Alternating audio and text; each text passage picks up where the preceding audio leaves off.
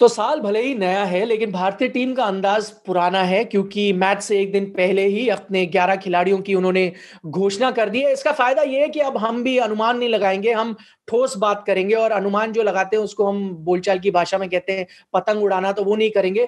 ठोस 11 खिलाड़ी कौन है उस पर हम चर्चा करेंगे। आप देख रहे हैं ESPN cricket for match day. मैं हूं निखिल नाज और मेरे साथ जुड़ेंगे आकाश चोपड़ा।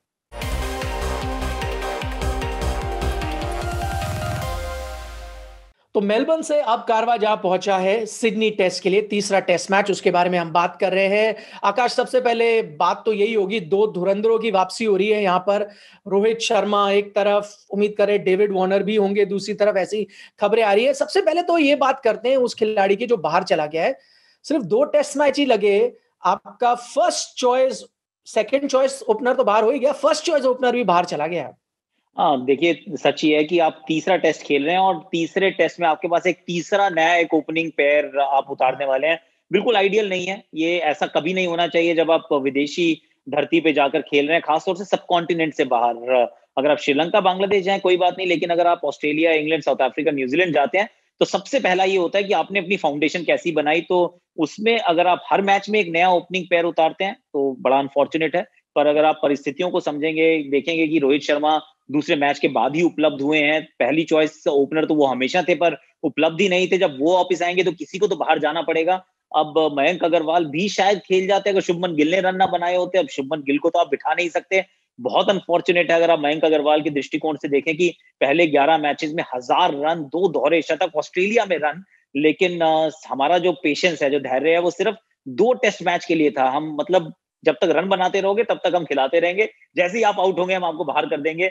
ऐसा समझ में आता है, लेकिन परिस्थितियां कुछ इस प्रकार की हैं कि मयंक अग्रवाल के अलावा किसी का भी बाहर जाना मेरे विचार में उससे भी ज्यादा अन्याय होता अगर वो बिहारी को बाहर करके रोहित को लाते और फिर हाँ। शुभमन को नीचे करते या फिर कुछ अलग कहानी बनाते। मेरे विचार में वो गलत ही होता। Two wrongs wouldn't have made a right. तो फिर अभी एक गलती से काम चला लेते हैं, जो कि गलती थोड़ी सी फोर्स थी। चलिए, अब भारत के जो बॉलिंग है, रिजर्व्स है ना, उनका भी कड़ा इम्तिहान है आकाश, क्योंकि तीसरे तेज गेंदबाज चोटिल हो गए, सैनी आ गए हैं उमेश यादव की जगह। ये चयन को आप कैसे देखते हैं? सही भी है क्योंकि ये इकलौते थे जो टेस्ट टीम का हिस्सा थे, क्योंकि कई लोगों का मानना था अब शार्दुल आ गए, नटराजन आ गए, इन्हें आप ट्राई करें। नहीं, देखिए, ट्राई तो आप किसी को भी कर सकते हो, लेकिन फिर सिलेक्शन क्यों करते हो? ये एक सवाल अपने आप से जरूर पूछे कि पहली बार जब टीम सेलेक्ट हुई थी तो कौन कौन था टीम में। तो आप पाएंगे कि नवदीप सैनी थे, नटराजन नहीं थे और शार्दुल ठाकुर नहीं थे। तो अगर आपने जो पहली ओरिजिनल स्क्वाड अगर आपने पिक किया है उसके अंदर आपने किसी को उसका चयन किया है, तो फिर लाइक फॉर लाइक रिप्लेसमेंट, अगर फास्ट बॉलर जाने के बाद भी आप उसको नहीं खिलाते, अगर कोई ओपनर इंजर्ड होता है और वो स्क्वाड में ओपनर बैठा है आप उसको नहीं खिलाते, तो और बाहर से कोई आए उसको खिला दो, तो फिर तो इसका मतलब वो सिलेक्शन ही बिल्कुल बेकार है।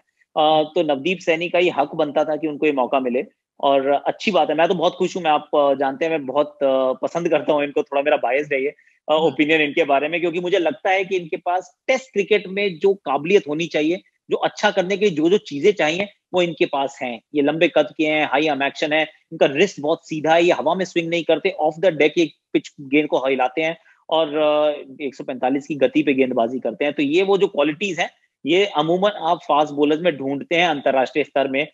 इनके पास वो सब कुछ है। तो मैं तो बहुत एक्साइटेड हूँ ये देखने के लिए कि कैसी करेंगे गेंदबाजी। तो जहां तक भारतीय गेंदबाजों का सवाल है, एक बार फिर से दारोमदार होगा आर अश्विन पर। तो क्या ऑस्ट्रेलियाई बल्लेबाज निकाल पाएंगे अश्विन का तोड़? आकाश, ये है हमारा अगला सवाल। और यहां पर मैं वो दूसरे धुरंधर की अब बात करता हूं, डेविड वार्नर, जिनकी हम बात कर रहे थे। हमें सुनने में आ रहा है कि क्योंकि फुल्ली फिट ना हो तो सारे रेंज ऑफ शॉट्स ना दिखा पाए, उसके ऊपर अश्विन से उनको निपटना है, जहां पर थोड़ा कदमों का इस्तेमाल करना होगा। कितनी बड़ी मुश्किल आएगी? देखिए, मुश्किल है। मुश्किल इसलिए भी है क्योंकि डेविड वार्नर के हालत की देखें तो नंबर्स बहुत अच्छे हैं घर पर, और अश्विन के खिलाफ भी उनके नंबर्स अच्छे रहेंगे जब घर पर खेलते हैं।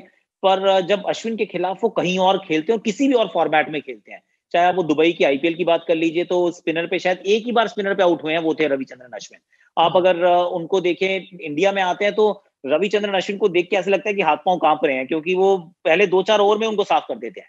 तो नई गेंद से गेंदबाजी के लिए आ जाते हैं और वो नई गेंद से अब भी आएंगे निखिल, क्योंकि हमने देख लिया रहाणे जो है वो लकीर के फकीर वाले कप्तान बिल्कुल नहीं है।